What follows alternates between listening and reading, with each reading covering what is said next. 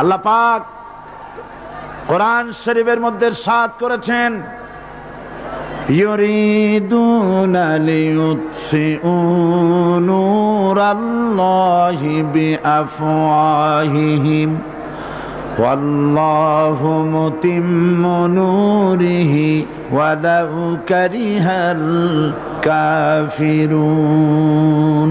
ওরা চায় মুখের ফু দিয়ে আমার ইসলামের আলোকে নির্বাপিত করে দেবে। আমি বুঝতে পারছি মাইকে অসুবিধা হচ্ছে, ধৈর্য ধরুন, ধৈর্য ধরুন। মাইকের অপারেটর সংশ্লিষ্ট ব্যক্তিবর্গ ব্যবস্থা করবেন। আপনারা শুধু আল্লাহকে বলেন তিনি যেন দয়া করে মাইকের আওয়াজ সর্বত্র তার গোলামদের, বান্দা বান্দীদের শোনার জন্য সুযোগ করে দেন। ধৈর্য ধরতে হবে। তারপরেও বলে রাখি, কোন এলাকার মানুষ যদি শুনতে নাও পারেন, আল্লাহ না করুন শুনতে নাও পারেন, লক্ষ লক্ষ মানুষ শুনতেছে, তার ডিস্টার্ব করবেন না। অসংখ্য রেকর্ড হচ্ছে, tape recorder, audio video, CD VCD হচ্ছে, ঘরে বসে শুনতে পারবেন। যদি আজকে কেউ মাহরুম হন, আল্লাহ যেন কাউকে মাহরুম না করেন, বলেন আমিন। ডিস্টার্ব করবেন না, শুনলে ডিস্টার্ব করবেন। আল্লাহ পাক তৌফিক দান করুন ধৈর্য ধরার, বলি আমিন।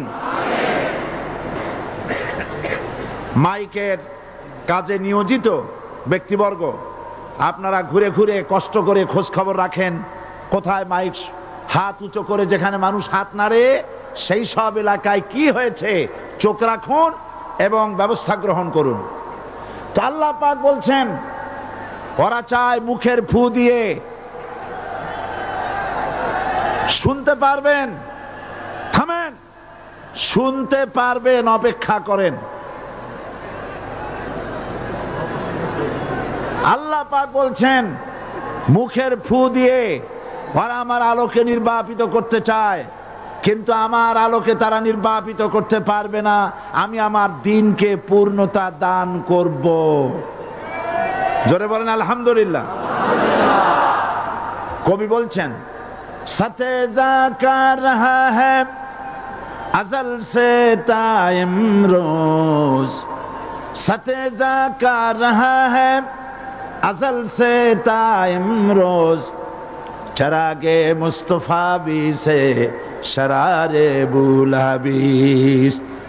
সেই আবহমান কাল থেকে শুরু করে মুহাম্মদ সাল্লাল্লাহু আলাইহি সাল্লামের চেরাগকে, ইসলামের আলোকে নিভিয়ে দেওয়ার জন্য আবু জাহেলের গোষ্ঠীরা চিরকাল চেষ্টা করেছে।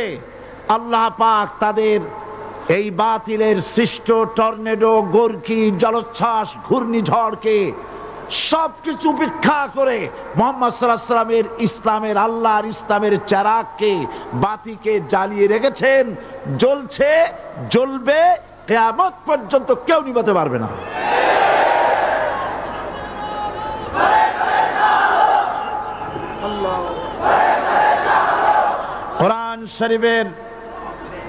কোরআন শরীফের তাফসীর শুরু করার আগে প্রতিদিনের মতো সাংবাদিকদের জন্য কিছু কথা বলতে হয়, কারণ সময় মতো তারা খবর পৌঁছতে না পারলে, আপনারা এখানে লক্ষ লক্ষ আছেন মানুষ, কিন্তু সারা জাতি জানতে পারবে না এখানে কি হচ্ছে। এই জন্য আমি আজকের বক্তৃতায় কি সব কথা আনবো, তাফসীরের মাধ্যমে কি সব কথা আসবে, তার একটা সামারাইজ, তার সার সংক্ষেপ, অর্থাৎ নিউজের হেডলাইন যেমন বলা হয় সেরকম কিছু কথা 2-1 মিনিটে বলেই কোরআন শরীফের তাফসীর শুরু করব। বেমাশিয়াতিল্লাহ, বিইজনিল্লাহ, বেফদলিল্লাহ। সেই কথাগুলি হচ্ছে, এই পৃথিবীতে নবী রাসূলগণের আগমন ঘটেছিল, উদ্দেশ্য ছিল এই আল্লাহর জমিনে আল্লাহর মানুষের উপরে আল্লাহর বিধান কায়েম করা। এটাই ছিল নবীদের আগমনের উদ্দেশ্য। আর শয়তানের আগমনের উদ্দেশ্য ছিল আল্লাহর বিধানের পরিবর্তে ধর্ম নিরপেক্ষ মতবাদ কায়েম করা। এজন্য পৃথিবীর কোন নবী কোন রাসূল ধর্ম নিরপেক্ষ ছিলেন না, সবাই ছিলেন ধর্মের পক্ষে। রাসূলুল্লাহর অসংখ্য সাহাবীদের মধ্যে একজন সাহাবীও ধর্মের ব্যাপারে নিরপেক্ষ ছিলেন না। গোটা বিশ্বের সমস্ত মুহাদ্দিস, মুফাসসির এবং বড় বড় ওলামা, পীর বুজুর্গ, এমন একজন লোক পাওয়া যাবে না যিনি ধর্মনিরপেক্ষ মতবাদের অনুসারী ছিলেন। তাই ধর্মনিরপেক্ষ মতবাদের অনুসারী হওয়ার অর্থই হচ্ছে পবিত্র কোরআন হাদিসের সরাসরি অমান্য করা এবং আল্লাহ ও তার রাসূলের সাথে বিদ্রোহ ঘোষণা করার শামিল। ধর্মনিরপেক্ষ মতবাদ শয়তানের আবিষ্কৃত মতবাদ বলেই দুনিয়ার অধিকাংশ ইহুদি, খ্রিস্টান, মুশরিকরা এই মতবাদের অনুসারী। ইসলাম সম্পর্কে অনভিজ্ঞ পৃথিবীর কিছু কিছু মুসলিম দেশের কিছু কিছু নামধারী মুসলমান ধর্মনিরপেক্ষ মতবাদের ষড়যন্ত্রে পা দিয়েছে। আল্লাহ তাদেরকে রক্ষা করুন। আমরা বলি আমিন, সবাই বলি আমিন। বিশ্বের সমস্ত বিধানগুলোতে সেকুলারিজম, ধর্মনিরপেক্ষ মতবাদের অর্থ করা হয়েছে ধর্মহীনতা এবং ধর্ম বিরোধিতা। এর বাস্তব দৃষ্টান্ত আমরা দেখতে পাই বর্তমান যে সরকার আছে, তাই সেই সরকারের আমলের ভিতরে আমরা এই জিনিসটা দেখতে পাই। সত্য কিনা বলেন? সত্য কিনা বলুন? এই দলটির নাম ছিল আওয়ামী মুসলিম লীগ। এই দলটির নাম ছিল কি? আওয়ামী মুসলিম লীগ। তখন তারা নারায়ে তাকবীর, আল্লাহু আকবার ধ্বনি দিত, স্লোগান দিত। কিন্তু ধর্মনিরপেক্ষ মতবাদ দলীয় আদর্শ হিসাবে গ্রহণ করার কারণে নারায়ে তাকবীর, আল্লাহু আকবার এই স্লোগান তারা বর্জন করেছে। 1972 সনে যখন তারা ক্ষমতায় এলেন, তখন সংবিধানের শিরোনামে মুসলিম প্রথা সিদ্ধ বিসমিল্লাহির রহমানির রহিম তারা পরিত্যাগ করেছিল। সমস্ত বিশ্ববিদ্যালয়ের মনোগ্রাম থেকে ইকরা বিসমি রব্বিকাল্লাযী খালাক, রব্বি জিদনি ইলমা, এটাকে তারা বাদ দিয়েছিল। সলিমুল্লাহ মুসলিম হল, এই নাম থেকে মুসলিম শব্দ বাদ দিয়েছিল। নজরুল ইসলাম কলেজের নাম থেকে ইসলাম শব্দ বাদ দিয়ে শুধু নজরুল কলেজ করেছিল। এগুলি অসত্য না সত্য? বর্তমান এই সরকার ধর্মনিরপেক্ষ হওয়ার কারণে ইসলাম এবং মুসলিম বিদ্বেষী, তার অসংখ্য প্রমাণ এই জাতির কাছে রয়েছে। দেশের শ্রেষ্ঠ সন্তান হচ্ছে আলেম ওলামা, পীর বুজুর্গ। বলেন সুবহানাল্লাহ। দেশের শ্রেষ্ঠ সন্তান পীর মাশায়েখ আলেম ওলামাদের বিরুদ্ধে কোন জায়গায় কোনো দুর্ঘটনা ঘটলেই তাদেরকেই দায়ী করা হয়। হরকুতুল জিহাদ, লাদেন বাহিনী, তালেবান নাম করে আলেমদেরকে গ্রেফতার করে এই সরকার পুলিশ দিয়ে নির্যাতন করেছে সরকার। একথা সর্বজনবিদিত যে সন্ত্রাস এবং হত্যা ধর্ষণের 90% অনুষ্ঠিত হয় কলেজ বিশ্ববিদ্যালয় পড়ুয়াদের মধ্য থেকে। আর চরিত্র সৃষ্টির শ্রেষ্ঠ কারখানা মাদ্রাসাগুলি এই সরকার একটা একটা করে বন্ধ করার পরিকল্পনা গ্রহণ করেছে। মাদ্রাসা শিক্ষাকে সংকুচিত করে ফেলছে। শুধু তাই নয়, দেশে অসংখ্য ভালো মন্দ পত্রিকা আছে, আরো রয়েছে ফুটপাতের অসংখ্য অশ্লীল ম্যাগাজিন, পর্ণ পত্রিকা। দেশের অধিকাংশ জাতীয় দৈনিকগুলো হিন্দুস্তানের টাকায় পরিচালিত এবং এগুলি হচ্ছে ইসলামের চরম বিদ্বেষী। সরকার সেগুলিরই পৃষ্ঠপোষকতা করছে, আর্থিক সাহায্য দিচ্ছে, বিজ্ঞাপন দিচ্ছে। আর অন্যদিকে এদেশের মুসলিম জাতিসত্তার প্রতীক, স্বাধীনতা, সার্বভৌমত্ব, অখণ্ডত্বের অতন্ত্র প্রহরী, জননন্দিত 12 কোটি মুসলমানের কলিজার সাথে সম্পর্ক দৈনিক ইনকিলাব পত্রিকাকে বন্ধ করার ষড়যন্ত্র হিন্দুস্তানের গোলাম সরকার হাতে নিয়েছে।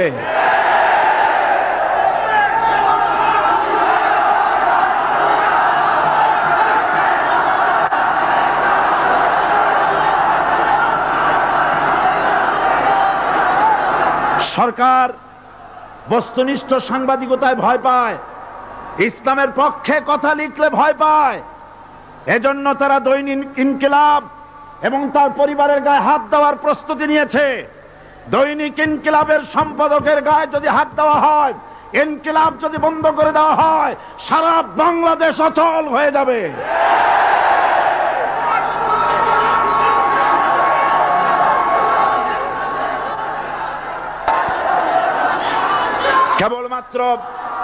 কেবলমাত্র ইসলামী রাষ্ট্র ব্যবস্থাই পারে হত্যা, ধর্ষণ, চুরি, ডাকাতি, জেনা, ব্যভিচার থেকে রক্ষা করে একটি সন্ত্রাসমুক্ত সমৃদ্ধ একটি বাংলাদেশ উপহার দিতে পারে কেবলমাত্র ইসলামী রাষ্ট্র ব্যবস্থা।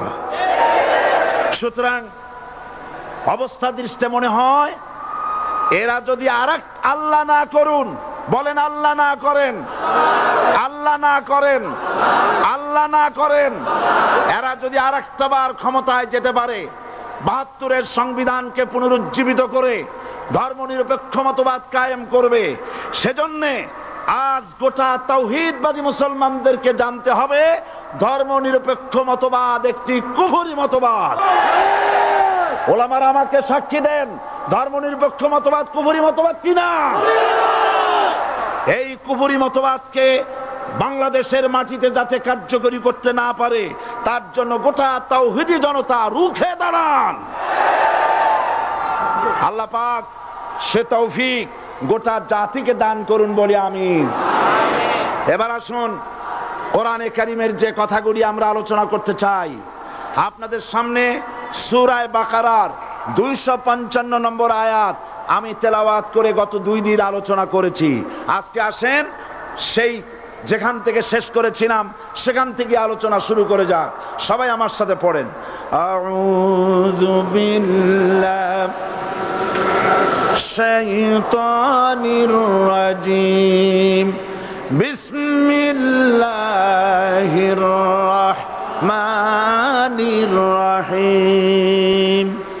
আল্লাহু লা ইলাহা ইল্লা হুয়াল হাইয়ুল কাইয়্যুম লা তাখুযুহু সিনাতুন ওয়ালা নাওম লাহু মা ফিস সামাওয়াতি ওয়া মা ফিল আরদ মান যাল্লাযী ইয়াশফা'ু ইনদাহু ইল্লা বিইذনিহি يعلم ما بين أيديهم وما خلفهم ولا يحيطون بشيء من علمه إلا بما شاء وسع كرسيه السماوات والأرض ولا يؤوده حفظهما وهو العلي العظيم صدق الله العظيم। আমি এই সূরার এই আয়াতে আলোচনা করতে গিয়ে আপনাদের সামনে বলেছিলাম কোরআন শরীফের সর্বশ্রেষ্ঠ আয়াত হচ্ছে হাদিস অনুযায়ী কোন আয়াত? আয়াতুল কুরসি। আল্লাহ পাকের সার্বভৌমত্বের পরিচয় এই আয়াতে কারিমার মধ্যে আল্লাহ পাক দিয়েছেন। গত 2 দিন আমরা আল্লাহ পাকের সার্বভৌমত্ব এবং তার পরিচয় সম্পর্কে আলোচনা করেছি। আজকে সামনের দিকে আমরা এগোতে থাকবো যতদূর আলোচনা করা যায়। আল্লাহ পাক বলছেন আল্লাহু লা ইলাহা ইল্লা হুয়াল হাইয়ুল কাইয়্যুম। আল্লাহ হচ্ছেন তিনি যিনি ছাড়া কোনো ইলাহ নাই। লা ইলাহা ইল্লাহু, তিনি ছাড়া কোনো ইলাহ নাই, সার্বভৌমত্বের মালিক কেউ নাই। এই যে লা ইলাহা, কোনো ইলাহ নাই, আমরা কালেমার মধ্যে এই কথাটা বলি। আমাদের কালেমায়ে তাইয়্যিবা আমরা কি উচ্চারণ করি? লা ইলাহা ইল্লাল্লাহু মুহাম্মাদুর রাসূলুল্লাহ। জোরে পড়েন লা ইলাহা ইল্লাল্লাহ, লা ইলাহা ইল্লাল্লাহু মুহাম্মাদুর রাসূলুল্লাহ। লা ইলাহা, কোন ইলাহ নাই। এই দাওয়াত দিয়েছেন দুনিয়ার সমস্ত পয়গম্বর। এটা কি শুধু রাসূলুল্লাহর দাওয়াত ছিল? সমস্ত নবীদের স্লোগান ছিল একটা। সমস্ত নবীদের স্লোগান ছিল কয়টা? সবাই বলুন, কি সেই স্লোগান? লা ইলাহা ইল্লাল্লাহ। কোরআন শরীফের ভিতরে ইলাহ শব্দ 147 বার এসেছে। লা ইলাহার অর্থ যদি এই হয়, কোন উপাস্য নাই আল্লাহ ছাড়া, কোন মাবুদ নাই আল্লাহ ছাড়া, মুহাম্মদ সাল্লাল্লাহু আলাইহি ওয়াসাল্লাম আল্লাহর প্রেরিত রাসূল, তাহলে তো এত ঝঞ্ঝাট হওয়ার কথা ছিল না। আপনারা বলেন, নবীরা যখনই এই দাওয়াত দিয়েছেন লা ইলাহা ইল্লাল্লাহ, তখন সংঘর্ষ হয়েছে কিনা? হয়েছে কিনা? বাধা আসছে কিনা? তাহলে এই কথাটা কি, যার কারণে এরকমের বাধা আসে? লা ইলাহা ইল্লাল্লাহ, এর চাইতে বিপ্লবাত্মক, এর চাইতে রিভলিউশন সৃষ্টিকারী কথা আল্লাহর আকাশের নিচে জমিনের উপরে আর একটাও হতে পারে না। লা ইলাহা ইল্লাল্লাহ। ইলাহ শব্দের অর্থ শুধু উপাস্য আর মাবুদ নয়। ইলাহ শব্দের অর্থ হচ্ছে আইনদাতা, ইলাহ শব্দের অর্থ হচ্ছে শাসনকর্তা, ইলাহ শব্দের অর্থ হচ্ছে বিধানদাতা। তো লা ইলাহা যখন একটি লোক ঘোষণা করে, তার অর্থ দাঁড়ায় কোনো আইনদাতা নাই, বিধানদাতা নাই, শাসনকর্তা নাই, কারো আইন মানি না, বিধান মানি না, শাসন মানি না, আল্লাহ ছাড়া। কে ছাড়া? আল্লাহ ছাড়া। এই কালেমার দাওয়াত যখন পয়গম্বরেরা দিয়েছেন, তখন 3 শ্রেণীর লোকেরা বাধা দিয়েছে। বলেন কয় শ্রেণী? সবাই বলেন। 3 শ্রেণীর লোকেরা বাধা দিয়েছে। লক্ষ্য করুন। 1 নম্বরে বাধা দিয়েছে রাষ্ট্র শক্তি। 1 নম্বরে বাধা দিল কারা? 2 নম্বরে বাধা দিয়েছে ধনাঢ্য ব্যক্তিবর্গ। 3 নম্বরে বাধা দিয়েছে যারা কায়েমি স্বার্থবাদী ধর্মীয় শক্তি। এই 3টি শ্রেণী সমস্ত নবীদেরকে বাধা দিয়েছে। সেই বাধা অতীতে যারা দিত, এখন আর দেয় না নাকি? এখনো দেয়। দেখুন, এই কালেমার দাওয়াত হযরতে মূসা আলাইহিস সালামকে যেদিন আল্লাহ পাক প্রথম ওহী দিলেন, এই দাওয়াত শুধু রাসূল দেন নাই। আল্লাহ পাক বলছেন প্রত্যেক নবী তার জাতিকে এই দাওয়াত দিয়েছেন। কি? আল্লাহ রাব্বুল আলামিন বলেন, সকল নবী তার কওমকেই বলে দাওয়াত দিয়েছেন, ইয়া কওমি ইবুদুল্লাহা মা লাকুম মিন ইলাহিন গায়রু। হে সম্প্রদায়, আল্লাহ ছাড়া কোনো ইলাহ নাই, তার ইবাদত করো, তারই দাসত্ব করো, তার গোলামি করো। আল্লাহ পাক মূসা আলাইহিস সালামকে যখন নবুয়াত দিলেন, প্রথম যে ওহী এলো, প্রথম ওহীটাই ছিল ইন্নানি আনাল্লাহ লা ইলাহা ইল্লা আনা ফা'বুদনি ওয়া আকিমিস সালাতা লিযিকরি। নিশ্চয়ই আমি আল্লাহ, আমি ছাড়া কোনো ইলাহ নাই, আইনদাতা নাই, বিধানদাতা নাই। সুতরাং আমার দাসত্ব করো এবং আমার শরণার্থে নামাজকে প্রতিষ্ঠা করো। মূসা আলাইহিস সালামকে আল্লাহ পাক ওহী দিয়ে তাকে পাঠালেন। কোথায় পাঠালেন? আল্লাহ পাক বলেন, ইযহাব ইলা ফিরআউনা ইন্নাহু তাগাব। গোটা কওম নাফরমান, আল্লাহর আইন কেউ মানছে না। গোটা কওমের কাছে না পাঠাইয়া আল্লাহ পাক সর্বপ্রথম মূসা আলাইহিস সালামকে দাওয়াত নিয়ে কার কাছে পাঠালেন? ফেরাউনের কাছে। কারণ ফেরাউন হচ্ছে রাষ্ট্রশাসক। ফেরাউন কি? রাষ্ট্রশাসক। নিচের পানি পাহাড়ের উপরে যায় না, উপরের পানি না নিচের থেকে উপরে যায়? উপরে পানি নিচে আসে। সুতরাং দেশ যারা চালায়, এই লোকগুলি যদি ভালো হয়, গোটা দেশ ভালো হয়।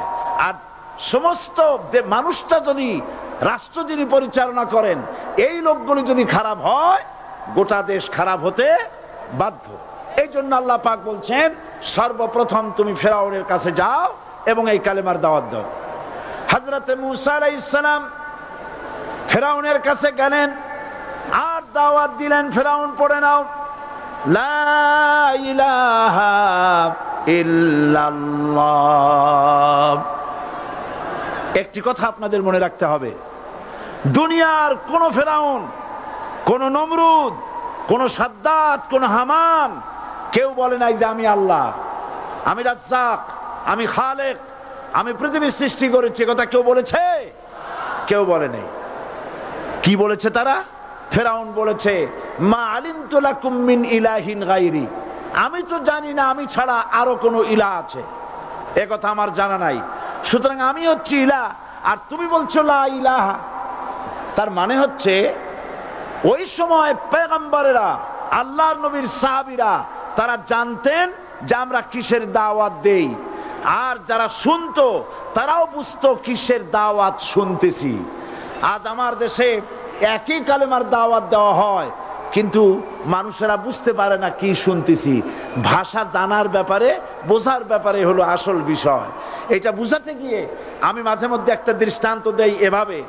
একজনের একটা রেশনের দোকান ছিল, সেই দোকানে তার একটা ময়না পাখি ছিল, আর ময়না পাখিকে কথা শেখানো যায় সেটা তো আপনারা জানেন।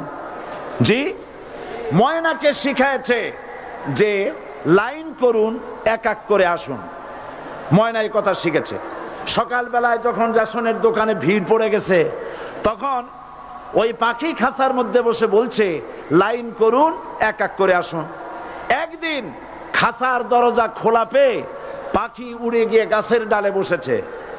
আশেপাশে যত পাখি ছিল তারা চিন্তা করলো এই রকমের পাখি তো কখনো দেখি নাই। ময়না তো দেখতে কাকের মতো না, শালিকের মতো না, দেখতে একটা ভিন্ন রকম।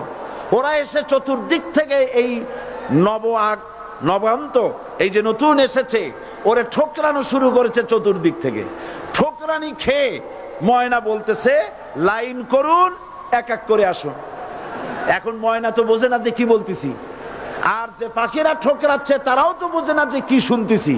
ময়না যদি বুঝতো যে আমি কি বলি, সবাই মিলে ঠোকরায়, তাই জান বাঁচে না। লাইন করে ঠোকরাইনি তো কলজে যাবে, সব ঠোঁটে ঠোঁটে চলে, বোঝে নাই।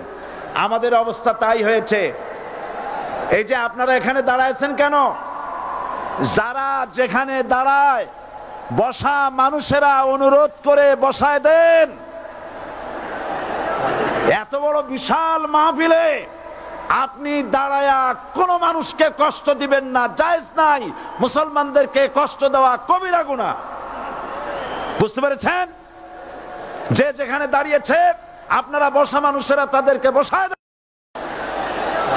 এত বড় বিশাল মাহফিলে আপনি দাঁড়ায়া কোনো মানুষকে কষ্ট দিবেন না, জায়েজ নাই।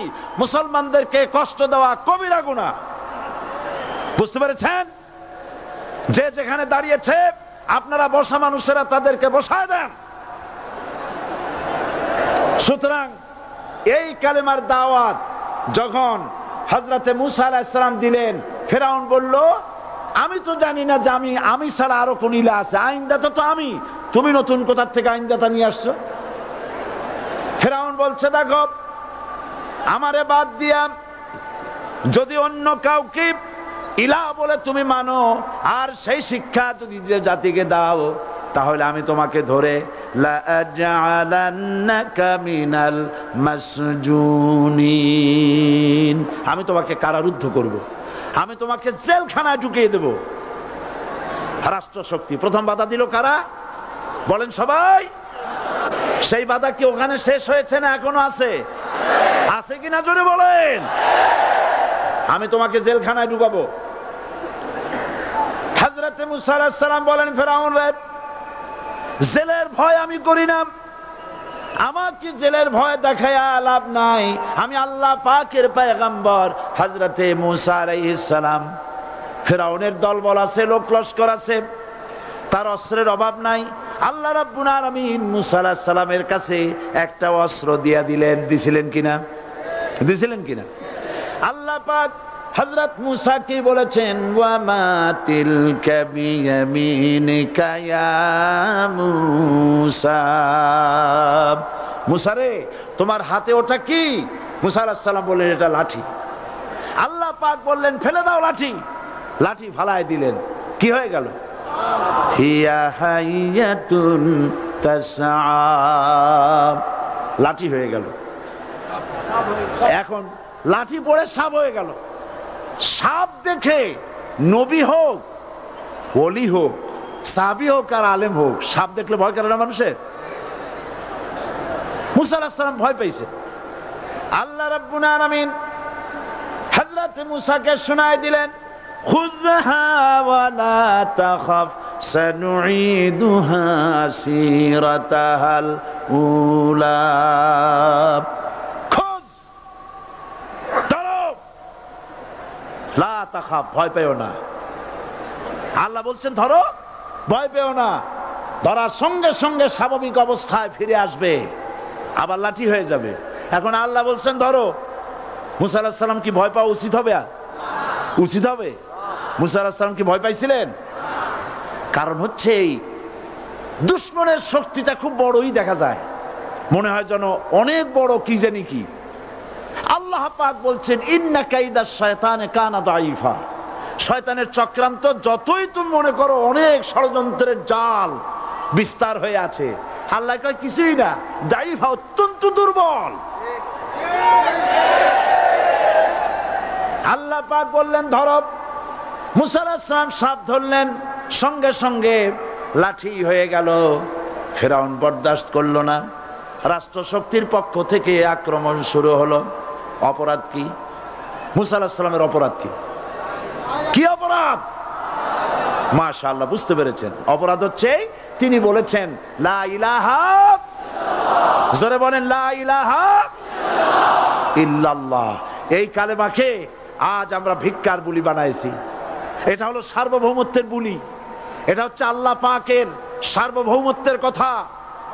আজ আমরা মানুষের কাছে আমরা শুনি, মানুষেরা ভিক্ষা চায়, লা ইলাহা ইল্লাল্লাহ, এক মুঠ চাউল দেন, লা ইলাহা ইল্লাল্লাহ 10 খান পাই দেন। এই হচ্ছে কালেমার জিকির। আবার কেউ কেউ জিকির করতেছে লা ইলাহা আস্তে, ইল্লাল্লাহ জোরে, এমন জোরে কলব সাফ করে, কলব তাতে থাকলেও পারে গেলেও পারে। এই কালেমার জার, এর আঘাত পয়গম্বররা মেরেছেন। হযরতে মূসা আলাইহিস সালাম যখন বলেছেন লা ইলাহা ইল্লাল্লাহ, এই ধাক্কা ফেরাউন বরদাস্ত করতে পারে নাই। দরিয়ায় নীলের ভিতরে আল্লাহ পাক ডুবাইয়ে শেষ করে দিয়েছেন, দেন নাই? হযরতে মূসা আলাইহিস সালাম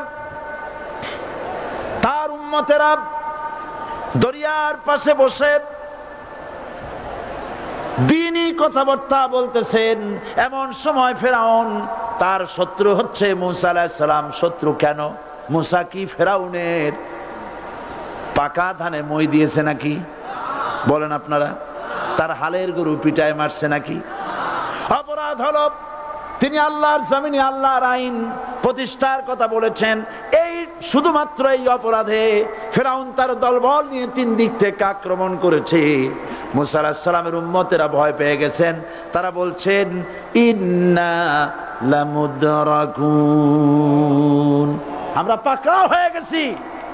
3 দিকে সাড়াশি আক্রমণ, 3 দিকে শত্রু, একদিকে দরিয়া, পালাবার রাস্তা আছে?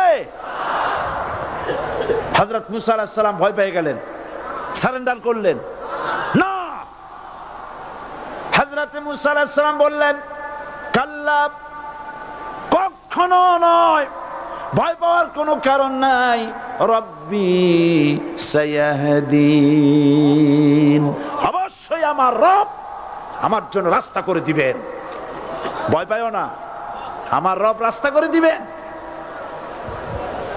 আল্লাহ রাব্বুল আলামিন হযরত মূসা আলাইহিস সালামকে অর্ডার করলেন, হাতের লাঠি দিয়া দরিয়ার উপরে আঘাত করো।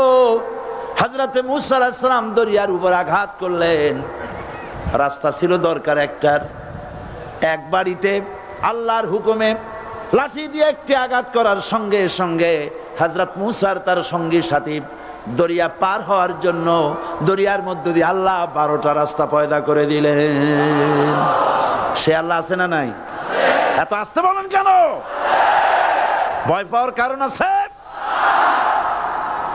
রাষ্ট্র শক্তি বাধা দিয়েছে সমস্ত নবীদেরকে। কেন? নবীদের চরিত্র খারাপ? জোরে বলে, নবীদের চরিত্র খারাপ? নবীদের চাইতে মাসুম বেগুনাহ উন্নত চরিত্রের মানুষ আল্লাহর আকাশের নিচের জমিনের উপরে আর হয় নাই। তোমরা যে সামনে তাদের পিছনে দৌড়াও, অমুকের সৈনিক, নেতা নেতা করে মরো, এইসব নেতা যাদের পিছনে দৌড়াও, এই নেতাগুলি, আমি জিজ্ঞেস করি আপনাদেরকে, এই নেতাগুলি জীবনে একবারও জেনা করে নাই? এ ব্যাপারে অনুসারীরা আপনারা কি নিশ্চিত? মিথ্যা কথা জীবনেও কয় নাই, প্রতারণা করে নাই, ঠাট্টা করে নাই, বিদ্রুপ করে নাই, মদ খায় নাই, মানুষ হত্যা করে নাই। কিসের নেতা? নেতা হচ্ছেন সেই ব্যক্তি যিনি বলেছেন, ও আমার স্ত্রীরা, ও আমার সাহাবীরা, রাতের আধারে আমার মধ্যে যা আচরণ দেখতে পাও, দিনের আলোতে আমার মধ্যে যা দেখতে পাও, সবগুলি খুলে খুলে মানুষের কাছে বলে দাও। তার নাম বিশ্বনবী মুহাম্মদ রাসূলুল্লাহ সাল্লাল্লাহু আলাইহি ওয়াসাল্লাম।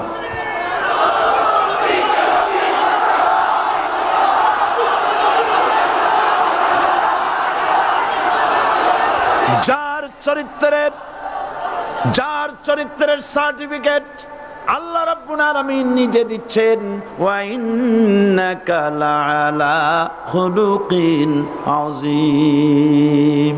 নবী হে, উন্নত চরিত্রের উপরে আপনি প্রতিষ্ঠিত। সুবহানাল্লাহ।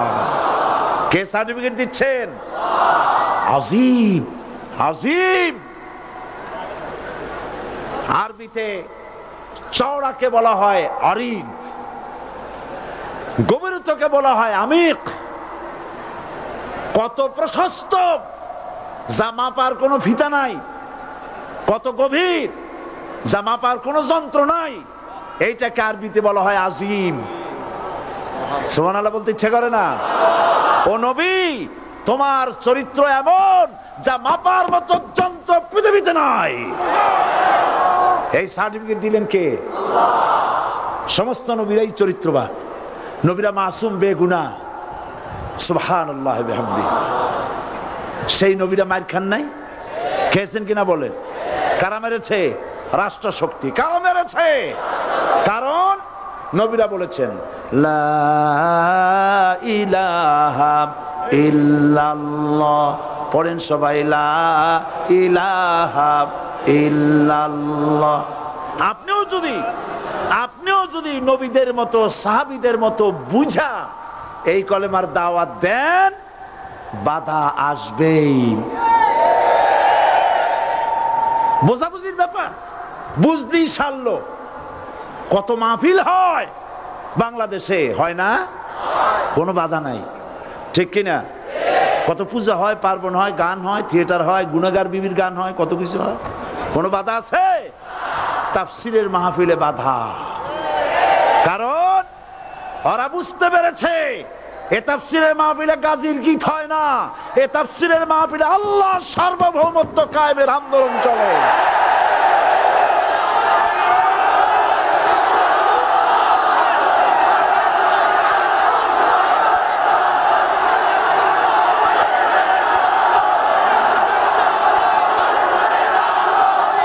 এবার দেখুন, এবার কলেমা বোঝেন, কালেমা বুঝুন। বঙ্গভবনের সামনে দাঁড়ায়া, গণভবনের সামনে দাঁড়িয়ে আপনি যদি কালেমার জিকির করতে থাকেন, লা ইলাহা ইল্লাল্লাহ, লা ইলাহা ইল্লাল্লাহ, লা ইলাহা ইল্লাল্লাহ, লা ইলাহা ইল্লাল্লাহ, 2-1 ঘন্টা, 2-4 ঘন্টা, দেখবেন অফিসাররা এসে বলবে, না জানি কোন খাজা বাবা আসছে, আসেন আসেন, নিয়ে খাইতে দেবে, হাদিয়া দেবে। যেহেতু যিনি পড়তেছেন উনি বোঝেন না কি বলতেছেন, আর যারা দাওয়াত দিয়ে নিয়ে গেল ওরা টের পায় নাই যে কি কি শুনে দাওয়াত দিতেছে। কিন্তু আপনি যদি বঙ্গভবন, গণভবন, সেক্রেটারিয়েট আর পার্লামেন্ট এর ভিতরে ঢুকে যদি বলেন কোন মানুষের তৈরি করা আইন মানি না, কোন সরকারের সার্বভৌমত্ব স্বীকার করি না, কারো বিধান মানি না, কারো তৈরি করা আইনের সামনে মাথা নত করি না, আল্লাহ ছাড়া কারো বিধান মানি না, হাদিয়া আসবে, খাইতে দেবে, পকেটে টাকা দেবে, খাওয়াবে এক জায়গায় নিয়ে, কোন জায়গায়? লাল দালানে। বোঝাবুঝি কথা। পয়গম্বরেরা দাওয়াত দিয়েছেন আয়াতুল কুরসি ফরজ নামাজ পড়িয়া। দেখছি অনেকেই জামার বুতাম টুতাম খুলিয়া তারপরে জোরে একটা ফু দেন। অসুবিধা নাই, ফু আপনি দেন, কিন্তু কি পড়ে ফু দিচ্ছেন আপনি কি বুঝছেন কিছু? সুবহানাল্লাহ। বুঝলি কি এই চেহারা হয়? এতগুলো মানুষ লাগে নাকি বিপ্লব করতে, কালেমার রস কায়েম করতে? 313 জন মুসলমান যথেষ্ট পৃথিবীতে।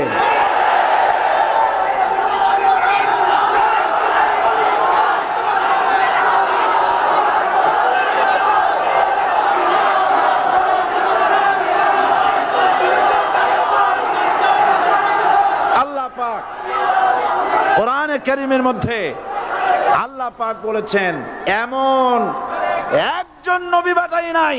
ইয়া হাসরাতান আলাল ইবাদ, বান্দার উপরে আফসোস। আহারে, কে বলতেছেন? আমার আল্লাহ। বলেন আমার আল্লাহ। তিনি আফসোস করছেন, আফসোস একজন পয়গম্বর এমন পাঠাইলাম না, একজন রাসূল পাঠাইলাম না যার সাথে এরা ঠাট্টা করে নাই, বিদ্রুপ করে নাই, পাগল বলে নাই, মারে নাই।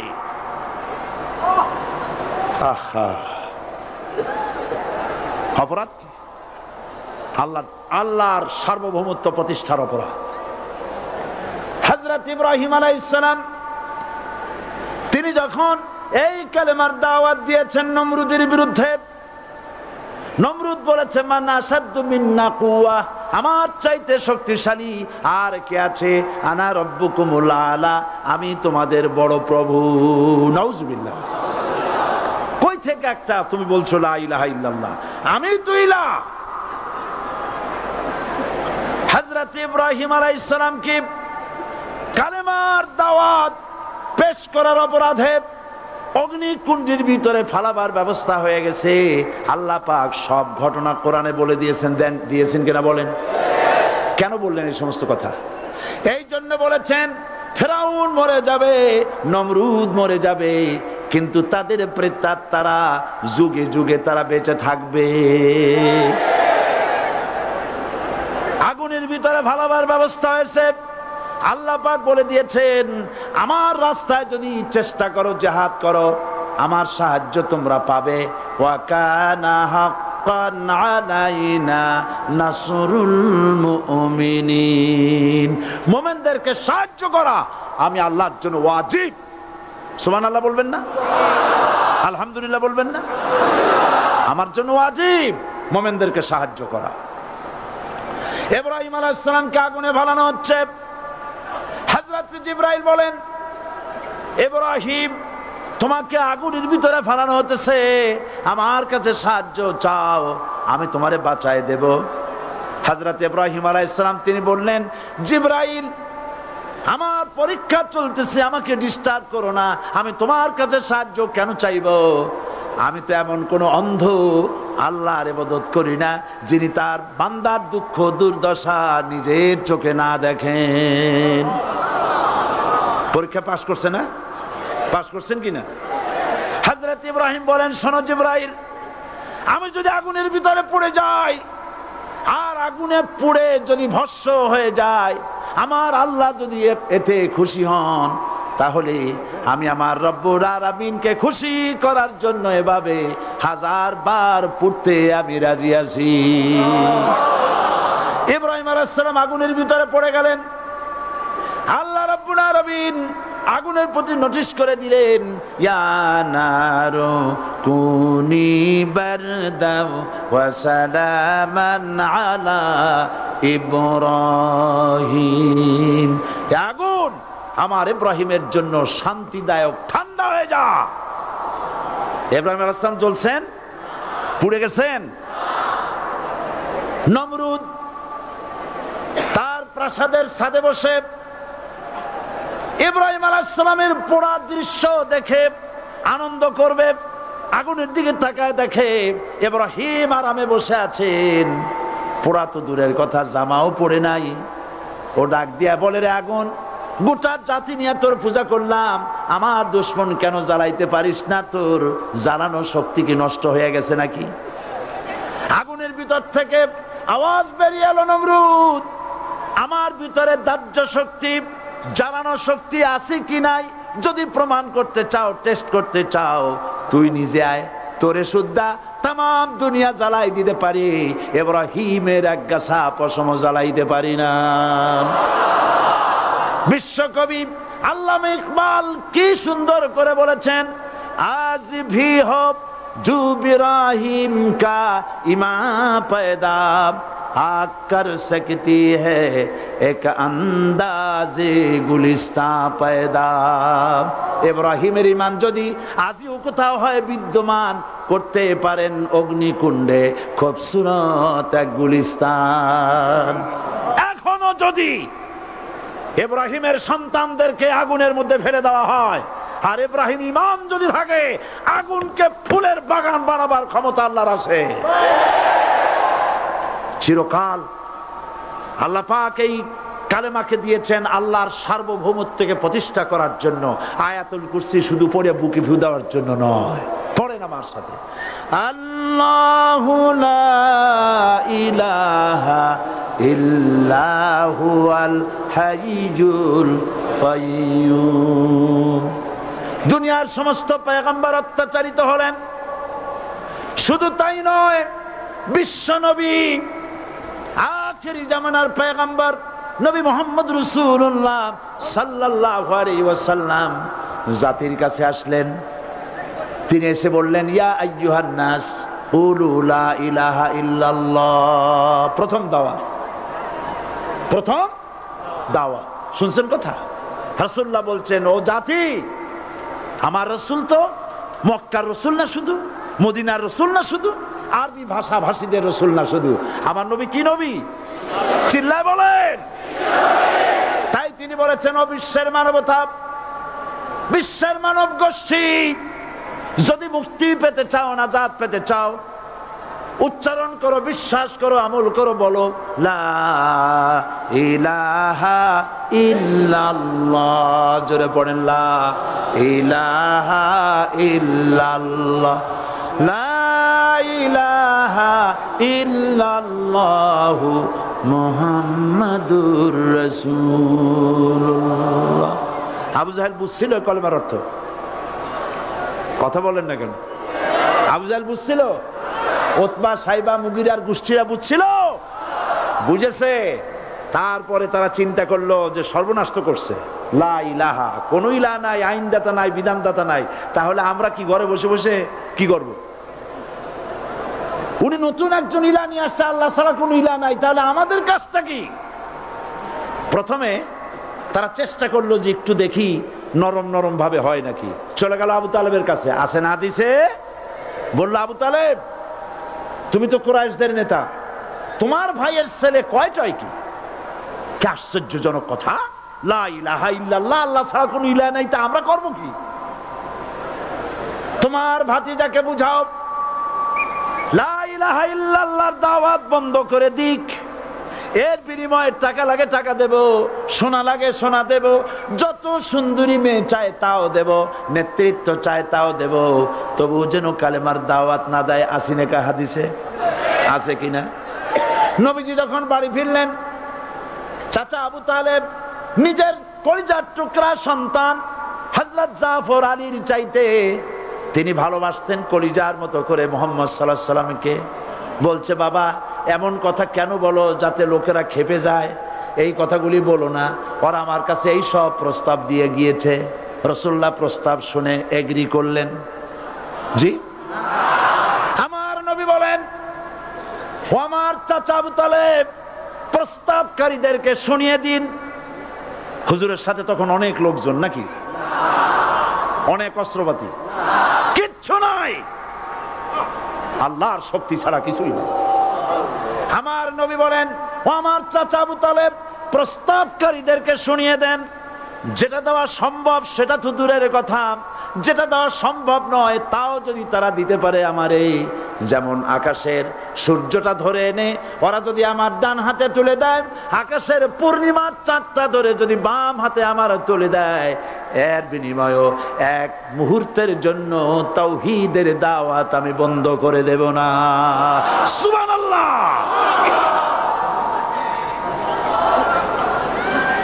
রাসূল করিম সাল্লাল্লাহু আলাইহি ওয়াসাল্লাম তাদের এই প্রস্তাবকে যখন গ্রহণ করলো না, কাফেরেরা বুঝলো, আমি আগেই বলেছি 3 শ্রেণীর লোক বাধা দিয়েছে। কয় শ্রেণী? প্রথম শ্রেণী কি? রাষ্ট্র শক্তি, তাদের হাতে অস্ত্রপাতি তো খুব শক্তি, আর যারা একবার ক্ষমতায় যায় ওরা মনে করে এই ক্ষমতা থেকে আমাদেরকে কেউ নামাইতে পারবে না। বিংশ শতকের শ্রেষ্ঠ মুজাদ্দিদ আল্লামা সৈয়দ আবুদুল্লাহ মওদুদী রাহমাতুল্লাহ আলাইহি তিনি এক জায়গায় লিখেছেন, স্বৈরাচারীরা তার পতনের সমস্ত ছিদ্র বন্ধ করে, কিন্তু একটা ছিদ্র বন্ধ করতে পারে না, মনের ভুলে সে ছিদ্রটা থেকেই যায়, যেই ছিদ্র দিয়ে আসলে তার পতনটা হবে। ক্ষমতায় গিয়ে মনে করে চিরকাল ক্ষমতায় থাকবো। ভারতের প্রধানমন্ত্রী পণ্ডিত জওয়াহরলাল নেহেরু রাঁচি পাগলাগারদে গিয়েছেন, মেন্টাল হসপিটাল। পাগলেরা নেহেরুকে দেখে আশ্চর্য হয়ে গেছে, এত সুন্দর মানুষ, মাথায় কিস্তি টুপি, গায়ে শেরওয়ানি, মুসলমানি ড্রেসই আলাদা, যদিও তিনি হিন্দু ছিলেন, পরেছেন মুসলমানি ড্রেস। শেরওয়ানি কাদের পোশাক? কাদের পোশাক? হাতে ছড়ি নিয়ে হাঁটা, স্টাইল করে, সুন্দর পাজামা, সুন্দর টুপি, সুন্দর সাজসজ্জা করে, মুসলমানদের ড্রেস। এই ড্রেস পরে তিনি গিয়েছেন, সব সময় যে ড্রেস তিনি পরতেন। পাগলেরা জিজ্ঞেস করছে, তুমি কে গো? উনি বলছেন, আমারে চেনো নাই? আমি ভারতের প্রধানমন্ত্রী পণ্ডিত জওয়াহরলাল নেহেরু। পাগলেরা বলছে, ও সেই কথা। আমরাও যখন এই হসপিটালে আসছিলাম এই তোমার মতো লম্বা লম্বা কথা আমরাও বলছি, থাকো আমাদের সাথে কিছুদিন, তোমার মাথাও ঠান্ডা হয়ে যাবে। ক্ষমতায় যারা থাকে, ক্ষমতার মোহে চতুর্দিকে অন্ধকার দেখে, মনে করে আমার পতন আর হবে না। কিন্তু তোমাকে বুঝিবে যে গোকুলে বাড়ি শেষে গাড়ির চাকা সব সময় উপরে থাকে না। গাড়ির চাকা সব সময় উপরে থাকলে গাড়ি তো চলবেই না, গাড়ির চাকা ঘোরে বলেই তো গাড়ি চলে। সুতরাং এই উপরে তোমার চাকা উপরে এখন আছে বলে, তোমার দলের চাকা উপরে আছে বলে যারা মানুষের উপরে জুলুম করছো, আলেমদেরকে ধরতেছো, মুসল্লিদেরকে ধরে ধরে জেলে ঢুকাচ্ছ, সময় আসবে এমন ইন্দুরের গর্ত অপমানা পালাবার জন্য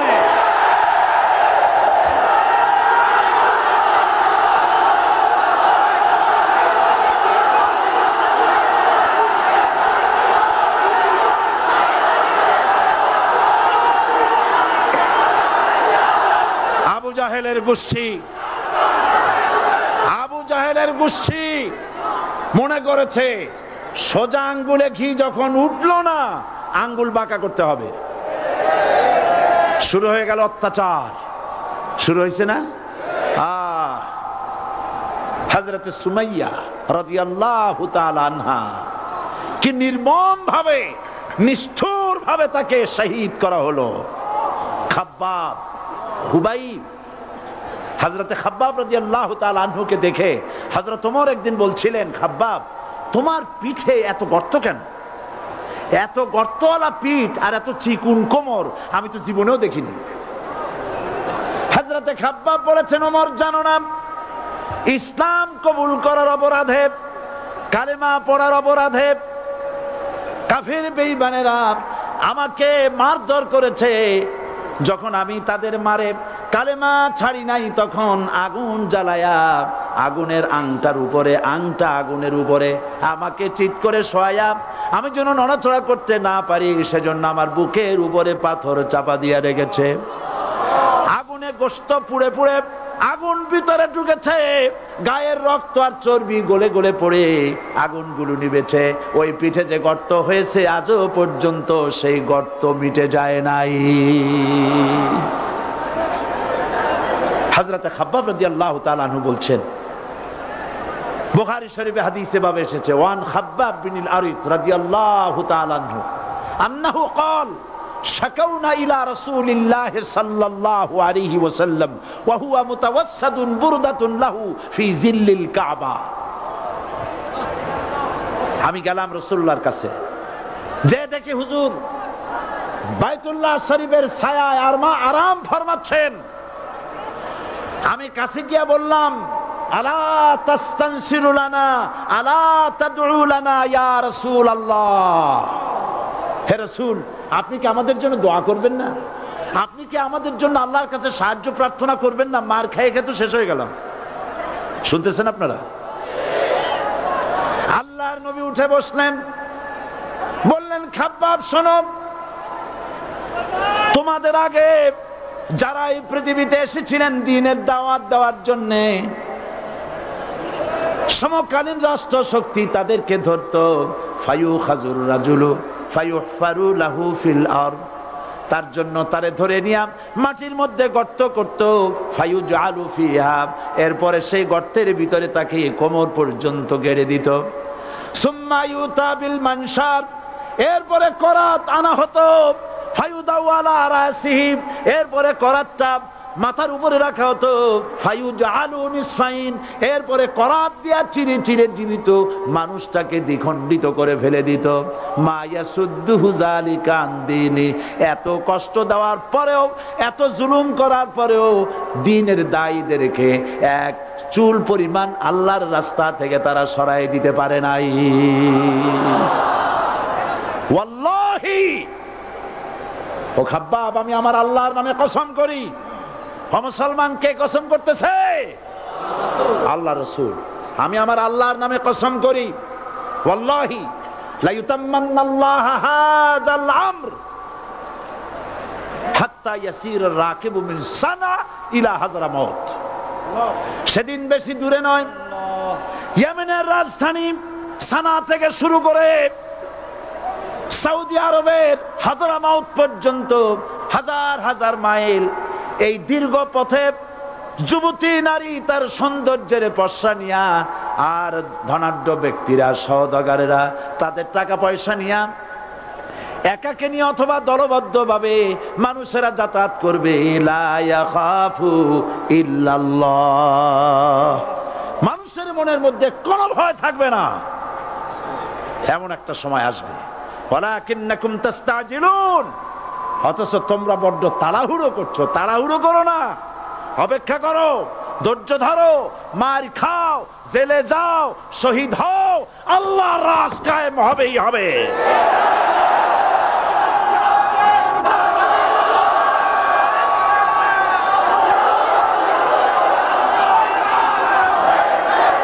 বিল্ডিং থেকে শিক্ষা গ্রহণ করুন। বিল্ডিং, ইমারত, দালান থেকে শিক্ষা গ্রহণ করুন। এই যেটা দালান আছে না পাশে, দেখতে পাচ্ছেন? এই দালান কি দিয়ে তৈরি করা হয়েছে বলেন? ইট। সমস্ত ইটেরা যদি ধর্মঘট করত, আমরা কেউ মাটির তলায় যাব না, কেউ আমরা আগুনে পুড়ে ঝামা হব না, পিক হব না, কেউ আমরা টুকরা টুকরা হব না, সবাই থাকবো উপরে উপরে, তাহলে কি দালান হইতো নাকি? এই বিল্ডিং নির্মাণ করতে গিয়া ইটের যে স্যাক্রিফাইস, হাজার হাজার ইটকে পিক হতে হয়েছে, পুড়ে যেতে হয়েছে, খোয়া হতে হয়েছে, ভেঙে টুকরা টুকরা হয়ে 50 ফিট মাটির নিচে যেতে হয়েছে, তারপরে ইমারত গঠন হয়েছে, সুন্দর দালান তৈরি হয়েছে। যারা ইসলামী শাসন চান, আল্লাহর দ্বীনকে বিজয়ী দেখতে চান, তাদেরকে অসংখ্য মানুষকে পোড়া ইটের মতো জেলখানায় পুড়ে পুড়ে মরতে হবে, অসংখ্য মানুষকে ফাঁসির কাস্টে ঝুলতে হবে, গায়ের রক্ত দিতে হবে, শহীদ হতে হবে, তারপরে ইসলামের ইমারতটা কায়েম হয়ে যাবে। শায়ের কবি কি সুন্দর করে বলছেন, কবি সুন্দর করে বলছেন, ये शहादत गाहे उल्फत में कदम रखना, ये शहादत गहे उल्फत में कदम रखना लोग समझते हैं आसा है मुसलमान होना। মানুষেরা মনে করে মুসলমান হওয়া খুব সহজ জিনিস। না, মুসলমান হওয়ার অর্থ হলো শাহাদাতের ঈদগাহে শামিল হয়ে যাওয়া।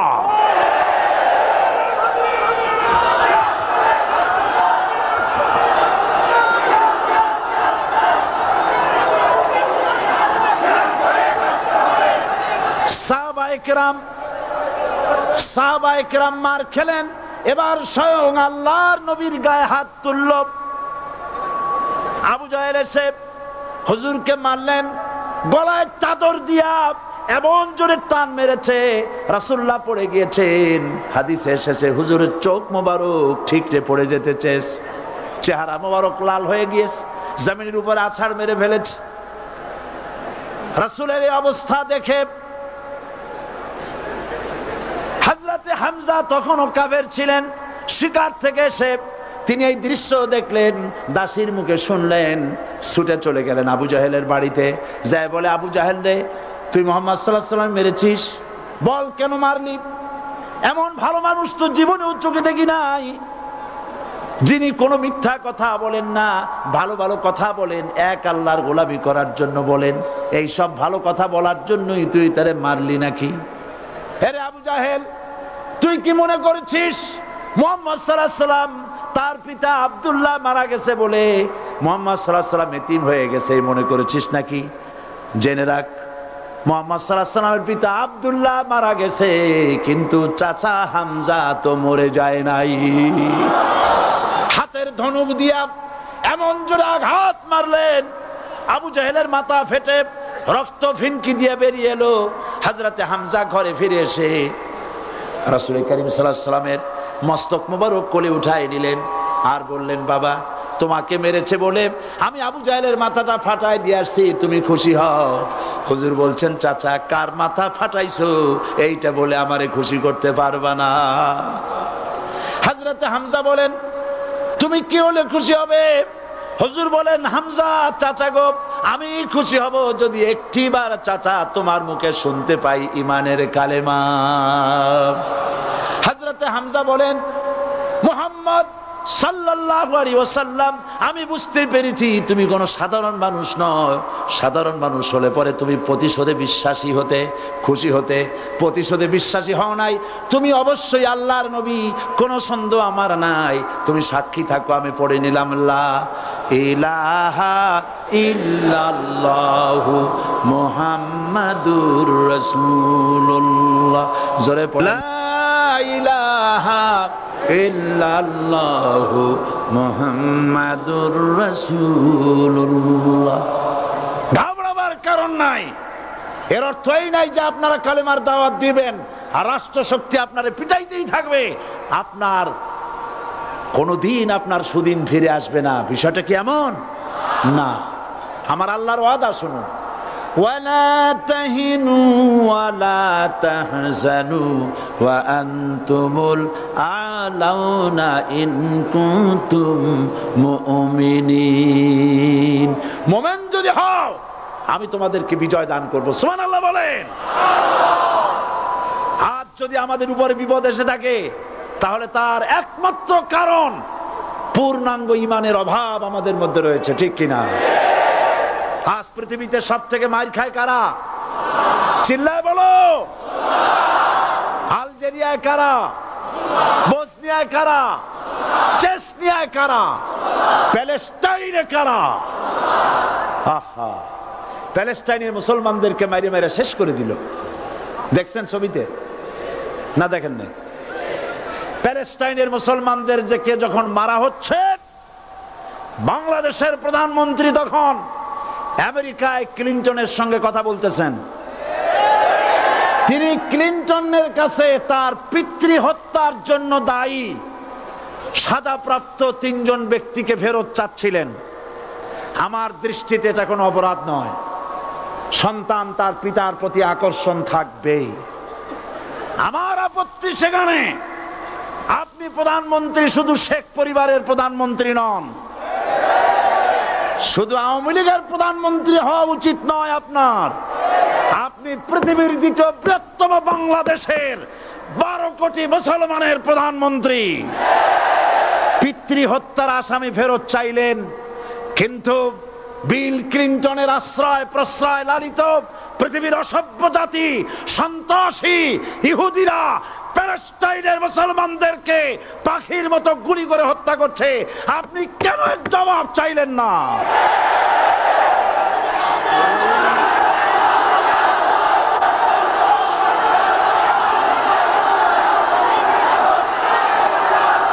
জবাব জবাব আপনি চাইতে পারবেন না, কারণ মুনাফিকদের সাহস হয় না, সাহস হয় মুমিন ব্যক্তির। বিল ক্লিনটনকে বলা দরকার ছিল, এই ইসরায়েলকে তোমরাই বসিয়েছো, মধ্যপ্রাচ্যের বিষ ফোড়ায় পরিণত করেছো তোমরা। তবে হ্যাঁ, যুরিবাত আলাইহিমুয যিল্লাতু ওয়াল মাসকানা ওয়া বাউ বিগাদাবিন মিনাল্লাহ। আল্লাহর গজব আসবে, ইহুদিরা পৃথিবী থেকে নিশ্চিহ্ন হবেই হবে ইনশাআল্লাহ।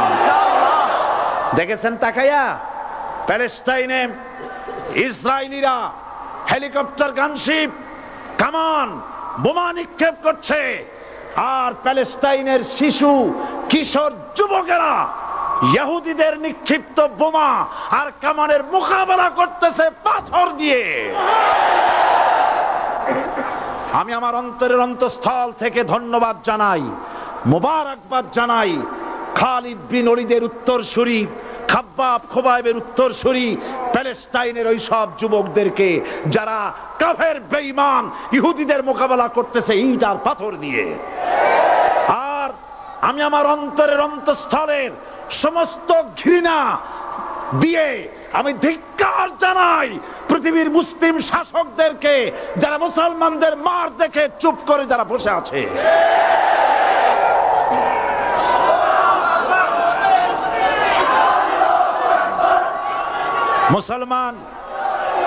মুসলমান যদি মুসলমানের মতো হয়, 10 জন যথেষ্ট। কয়জন যথেষ্ট? কোথায় আছে কথা? আল্লাহ পাক কোরআন শরীফের মধ্যে বলেছেন, একজন যদি হও ইমানদার মুত্তাকি 10 জনের উপরে বিজয়ী হবে, 10 জন যদি হও 100-এর উপরে বিজয়ী হবে, 100 যদি হও 1000-এর উপরে বিজয়ী করবো। জোরে বলেন সুবহানাল্লাহ।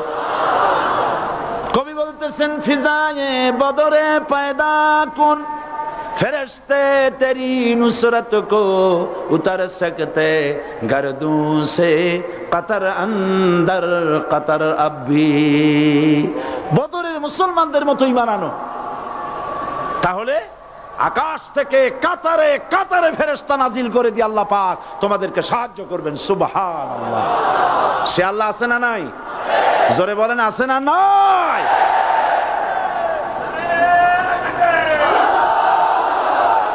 সেই আল্লাহ রাব্বুল আলামিন কোরআনে কারীমের ভিতরে আয়াতুল কুরসির মধ্যে বলে দিয়েছেন, আল্লাহু লা ইলাহা ইল্লা হুয়াল হাইয়ুল কাইয়্যুম। প্রাণ খুলে সবাই পড়েন, বসা মানুষ, দাঁড়ানো মানুষ। আল্লাহু লা ইলাহা ইল্লা হুয়াল হাইয়ুল কাইয়্যুম। আল্লাহ রাব্বুল আলামিন, তিনি ছাড়া কোনো ইলাহ নাই, তিনি সার্বভৌমত্বের মালিক কেউ নাই আল্লাহ ছাড়া। এই কথা মানুষকে ঘোষণা করতে হবে। বাধা, এই কথা বললেই বাধা দেবে কয় শ্রেণীর লোক? 3 শ্রেণী। প্রথম শ্রেণী হচ্ছে কে? রাষ্ট্রশক্তি। আজও তারা বাধা দিচ্ছে। আল্লাহর আইন দিয়ে দেশ চালাও, তারা তাদের মন মর্জি মোতাবেক আইন দিয়ে দেশ চালাবে। আল্লাহ পাক বলছেন, আলা আলাহুল খালকু ওয়াল আমরু। সৃষ্টি যার, আইন চলবে তা। কারো বাবার আইন চলতে পারে না, নিজেদের তৈরি করা আইন চলবে না। ইনিল হুকমু ইল্লা লিল্লাহ। একমাত্র আইন চলবে কার? এই আইন রাসূল করিম সাল্লাল্লাহু আলাইহি ওয়াসাল্লাম মদিনায় কোরআন দিয়ে প্রতিষ্ঠিত করেছিলেন, আল্লাহর বিধান, আল্লাহর সার্বভৌমত্ব কায়েম করেছিলেন। কোরআন সংবিধান হলো, চুরি বন্ধ হলো, ডাকাতি বন্ধ হলো, জেনা বন্ধ হলো, হত্যা বন্ধ হলো, ধর্ষণ বন্ধ হলো, সব কিছু বন্ধ হয়ে গিয়ে মুসলমানেরা শান্তি লাভ করলো, পৃথিবীর মানুষ শান্তি লাভ করলো। সুবহানাল্লাহ বিহামদিহি। আজ মুসলমানেরা শত্রু চেনে না, বন্ধু চেনে না। বন্ধুকে বানায়েছে শত্রু, শত্রুকে বানায়েছে বন্ধু। কে বন্ধু কে শত্রু চিনাই দিবেন কে? আল্লাহ। বলেন কে দিবেন? আল্লাহ রাব্বুল আলামিন কোরআনে কারীমের মধ্যে পরিষ্কার করে বলেছেন, লাতাজিদান্না আশাদ্দান নাসি আদাওয়াতান লিল্লাযীনা আমানুল ইয়াহুদা ওয়াল্লাযীনা আশরাকু। আল্লাহ পাক বলছেন, হে রাসূল, মানুষের ভিতরে দুইটা শ্রেণী মুমিনদের জন্য সবথেকে জঘন্য দুশমন। কয়টা শ্রেণী? দুইটা। একটা হলো ইহুদ আর একটা হলো মুশরিক। একটা হলো ইহুদি আর একটা হলো মুশরিক। এটা হলো তোমাদের দুশমন। আর আজ আমাদের দেশে, পৃথিবীর বিভিন্ন দেশে মুসলমানেরা মুশরিকদের সঙ্গে সম্প্রীতি বাড়াচ্ছে, মুসলমানদের সাথে শত্রুতা বাড়াচ্ছে। আজ আমার দেশে পূজা পার্বণে বাধা নাই। পূজা পার্বণে বাধা আছে? পূজা পার্বণে বাধা নাই। বাধা কোথায়? কোরআন শরীফের তাফসীর মাহফিলে। কোরআনের তাফসীরের মাহফিলে বাধা দেওয়া হচ্ছে। গান বাজনায় 144 ধারা নাই, কিন্তু কোরআন শরীফের মাহফিলে 144 ধারা দেওয়া হচ্ছে। যারা দিচ্ছে তারা আবার ওমরাও করে, হজও করে। ওরা আমাদের বলে আমরা নাকি ধর্মের নামে রাজনীতি করি। বলে না? আমরা নাকি ধর্মের নামে রাজনীতি করি। আমি বলি, ধর্মের নামে আমরা রাজনীতি করি না, আমরা ধর্মীয় রাজনীতি করি। কথাটা বুঝে আসছে কিনা? ধর্মের নামে রাজনীতি তো সেই ব্যক্তি করে 1996 সনের নির্বাচনের আগে যিনি মাথায় পট্টি বেঁধেছিলেন, যিনি শপথ গ্রহণের সময় হাতে তসবিহ পড়েছিলেন, ধর্মের নামে রাজনীতি তিনি করেছেন। আজ আজ অনেকগুলি ডিগ্রি পেয়েছেন তিনি, অনেকগুলি ডিগ্রি পেয়েছেন। কয়টা? মুখস্থ হয়ে গেছে আপনাদের। শকুনেরা, শকুন যদি গরুর গোশত কিনে খাওয়া লাগতো, 80 টাকা কেজি দরে শকুনে এত গোশত কিনা খাইতে পারতো না। লেখাপড়া করে যদি ডিগ্রি নেওয়া লাগতো, এত ডিগ্রি কপালে জুটতো না। পয়সা দিয়া ম্যানেজ করা ডিগ্রি, কিন্তু 9টা নিলে কি হবে? আসল ডিগ্রিটা এখনো বাকি আছে। আসল ডিগ্রি কোনটা? নির্বাচনের আগে পট্টি বেঁধে তসবিহ নিয়ে গোটা জাতিকে যে সফলভাবে প্রতারণা করতে আপনি পেরেছিলেন, মহা প্রতারক হিসেবে সেই ডিগ্রি আগামী নির্বাচনের মোক্ষম সময় জনগণ আপনার গলায় পরায় দেবে।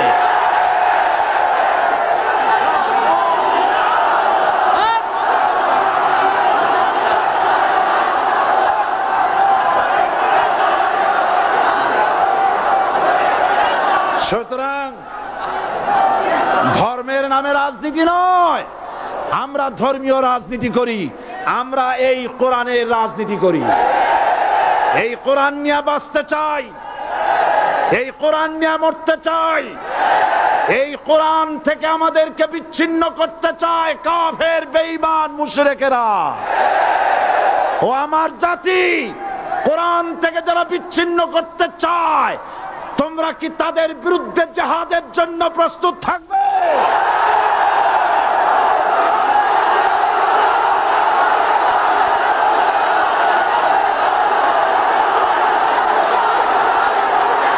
বসেন, বসেন, বসেন, বসেন, বসেন।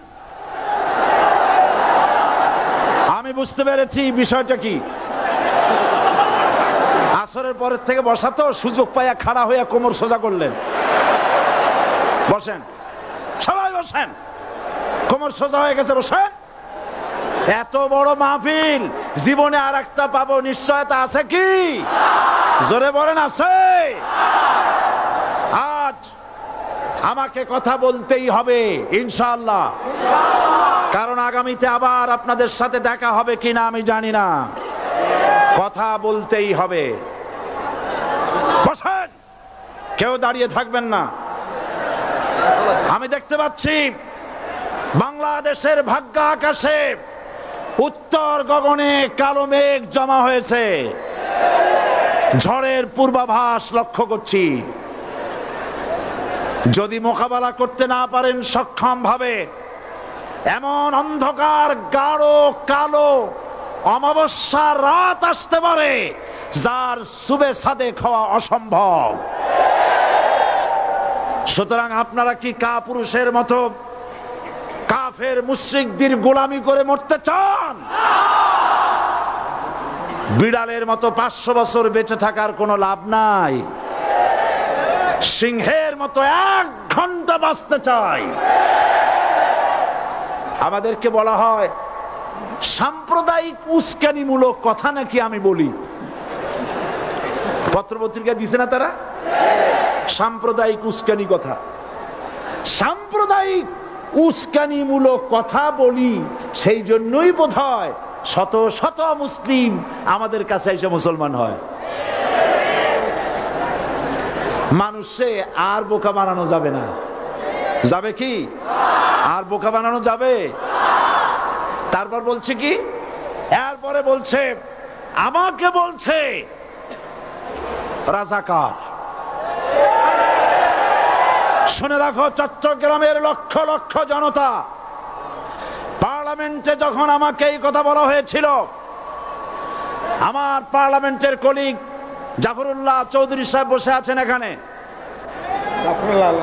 হ্যাঁ, জাফরুল ইসলাম চৌধুরী বসে আছেন পাশে, প্রধানমন্ত্রী সুদ্ধা, অন্তত 3 শতাধিক পার্লামেন্টের সম্মানিত সদস্যরা সেদিন বসা। 1997 সনের বাজেট বক্তৃতা যখন আমি করতেছিলাম, ডক্টর কুদরতে খোদা, নাম রাখছে কুদরতে খোদা, আসলে গজবে খোদা।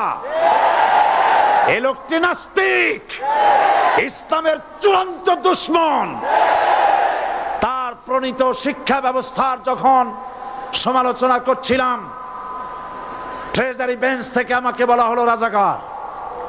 আমি আমার সমস্ত শক্তি একত্রিত করে বলেছিলাম শুধুমাত্র হিন্দুস্তানের রাজাকারেরাই আমাকে রাজাকার বলতে পারে। আমি বলেছিলাম 1973 সন পর্যন্ত আমি বাংলাদেশের কোন রাজনৈতিক দলের নেতা এবং কর্মী ছিলাম না। আমি রাজাকার নই। আমাকে রাজাকার বলে যদি তাকেও প্রমাণ করতে না পারে 10 কোটি টাকার মানহানি মামলা দায়ের করব। আমার এই বক্তব্য সারা দুনিয়া শুনেছে। পার্লামেন্টে আমার এই বক্তব্য রেকর্ড হয়ে আছে। সেদিন 3 শতাধিক পার্লামেন্ট মেম্বারের কেউ আমার চ্যালেঞ্জ গ্রহণ করেন নাই। যে কোনো ব্যক্তি পার্লামেন্টে গিয়ে আমার বক্তৃতা দেখে আসতে পারেন। এরপরে 1997 সনের 7 অক্টোবর দৈনিক জনকণ্ঠ পত্রিকা যখন আমার বিরুদ্ধে লিখলো, সেই পত্রিকায় সাইদির ওপেন চ্যালেঞ্জ 8ম পাতা, 1997 7 অক্টোবর, এত বড় 2 কলমে হেডিং। সেখানে আমি বলেছি বাংলাদেশের সকল সাংবাদিক, গোয়েন্দা বিভাগ, বাংলাদেশের সকল বুদ্ধিজীবীকে আমি আমার পিরোজপুরে আমন্ত্রণ করছি। আমার উপস্থিতিতে যদি কেউ প্রমাণ করতে পারে বাংলাদেশের স্বাধীনতা যুদ্ধের বিরুদ্ধে আমার কোনো ভূমিকা ছিল, সজ্ঞানে স্বেচ্ছায় জাতীয় সংসদের সদস্য পদ থেকে পদত্যাগ করব। 3 বছর পার হয়ে গেছে, আজ পর্যন্ত কেউ এই চ্যালেঞ্জের মোকাবেলা করে নাই। সুতরাং আমাকে যারা রাজাকার বলবে তারা পিতৃ পরিচয়হীন অবৈধ সন্তান। 1971 সনের, শোনো মুসলমানেরা, 1971 সনের কোন কাদা সাইদির গায়ে লাগে নাই। আমাকে রাজাকার বলে জনগণ থেকে বিচ্ছিন্ন করবা, জনগণ থেকে আমারে বিচ্ছিন্ন করা যাবে না। কারণ এই জনগণ আমার জন্য আসে না, এই জনগণ আসে আল্লাহর কোরআনের জন্য।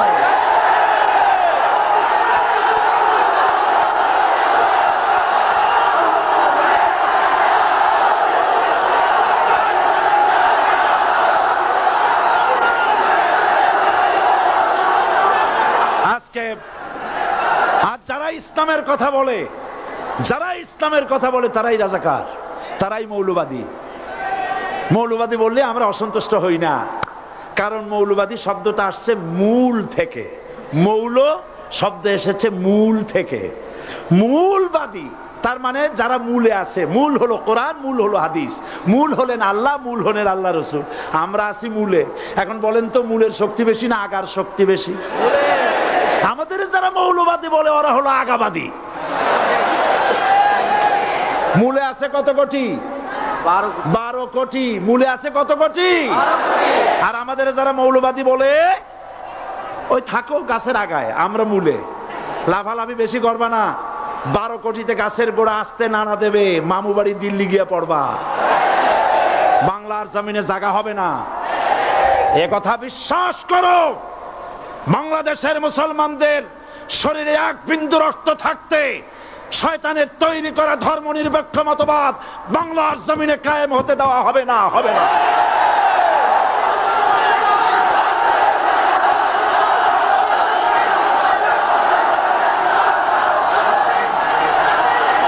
রাসূল করিম সাল্লাল্লাহু আলাইহি ওয়াসাল্লাম কোরআন প্রতিষ্ঠার জন্য আন্দোলন করেছিলেন। আয়াতুল কুরসি আমাদের সে কথাই শিখেছে। আল্লাহ রাব্বুল আলামিন বলেন, আল্লাহু লা ইলাহা ইল্লা হুয়াল হাইয়ুল কাইয়্যুম। প্রাণ খুলে পড়েন, আল্লাহু লা ইলাহা ইল্লা হুয়াল হাইয়ুল কাইয়্যুম। আল্লাহ হচ্ছেন তিনি যিনি ছাড়া কোনো ইলাহা নাই, আইনদাতা নাই, বিধানদাতা নাই। আমরা মানুষের তৈরি করা আইন মানি না। 12 কোটি মুসলমানের দেশে আইন তৈরি করবে মানুষ, আমরা মানব না। পার্লামেন্টে তৈরি হতে হবে কোরআন দিয়ে, পার্লামেন্টে আইন তৈরি হতে হবে কোরআন দিয়ে। সুতরাং ভয় যতই পান আর যতই ষড়যন্ত্র করেন, 4 দল যখন একত্রিত হয়েছে, ঐক্যবদ্ধ থাকবে, সরকার ঐক্যবদ্ধভাবে গঠন হবে, নির্বাচন ঐক্যবদ্ধভাবে হবে এবং কোরআন হবে, আল কোরআনের পার্লামেন্ট হবে বাংলাদেশে।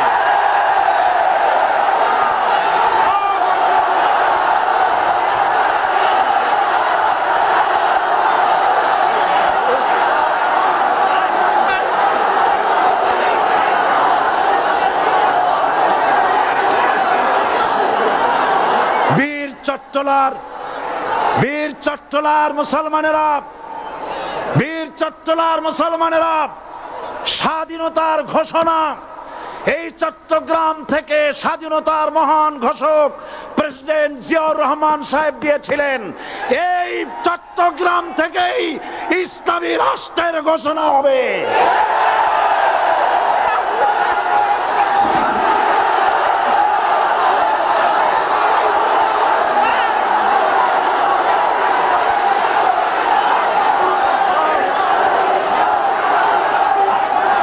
আশাবাদী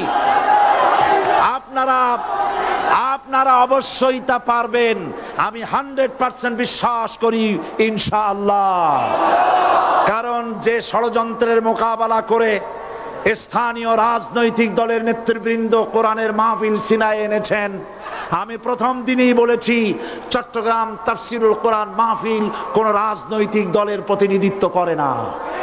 এটা কোন জামাত শিবিরের একক সম্পদ নয়, এটা চট্টগ্রামের মুসলমানদের কলিজার টুকরা তাফসিরের মাহফিল। সুতরাং এই মাহফিল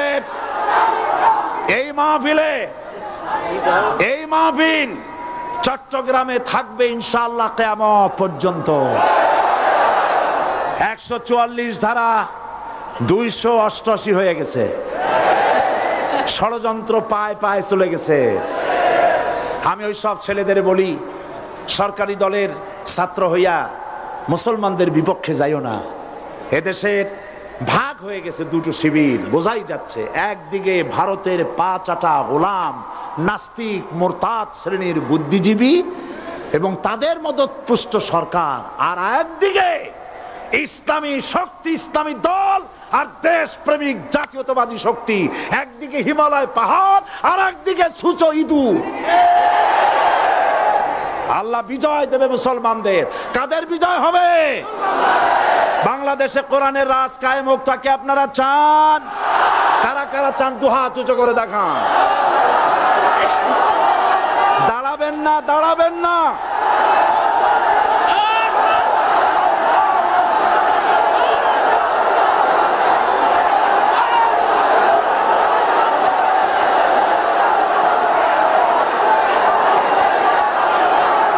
বসুন, বসুন,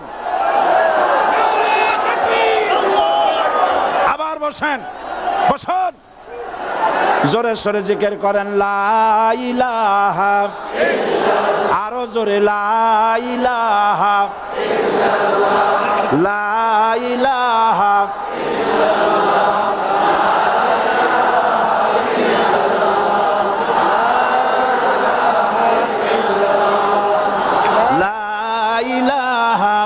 ইল্লাল্লাহ, লা ইলাহা ইল্লাল্লাহ, লা ইলাহা ইল্লাল্লাহ মুহাম্মাদুর রাসূলুল্লাহ।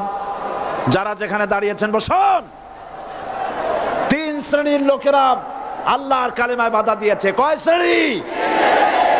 একটা হলো রাষ্ট্রশক্তি, দুই নম্বরে মনে আছে ধনাঢ্য পুঁজিপতির গোষ্ঠী, ওরাও বাধা দিয়েছে। কারণ ইসলামকে বলা হয় পুঁজিবাদের আশ্রয়স্থল। নাউজুবিল্লাহ। সর্বপ্রথম ইসলাম কবুল করেছে কারা? ধনীরা না গরিবরা? কারা? গরিবেরা। সুতরাং ধনাঢ্য ব্যক্তিরা মনে করলো যে আমাদের তো সর্বনাশ হয়ে যাবে, আমরা দাস দাসী ধরে রাখতে পারবো না, আমরা মানুষকে শোষণ করতে পারবো না, যে নতুন কলেমার দাওয়াত আসছে। সুতরাং সরকারের হাতকে তারা পয়সা দিয়া শক্ত করেছে আর বলেছে যত টাকা লাগে এই লোকগুলারে ঠ্যাঙ্গান। আজও আছে কিনা? তা আছে কিনা? তিন নম্বরে বাধা দিয়েছে ধর্মের নামের এক শ্রেণীর কায়েমি স্বার্থবাদী শক্তি, যার সম্পর্কে সূরা তাওবায় আল্লাহ পাক বলেছেন ইন্না কাসীরাম মিনাল আহবারি ওয়ার রুহবান লা ইয়াকুলুনা আমওয়ালান নাস বিল বাতিল ওয়া ইয়াসুদ্দুনা আন সাবিলিল্লাহ। ইহুদি আহলে কিতাবদের মধ্যে এক শ্রেণীর বুজুর্গ ধরনের লোক, দরবেশ জাতীয় লোক, যারা নাকি মানুষের সম্পদকে বাতিল পন্থায় ভক্ষণ করে, ওয়ায়াসুদ্দুনা আন সাবিলিল্লাহ, এবং আল্লাহর রাস্তায় চলার জন্য মানুষকে বাধা প্রদান করে।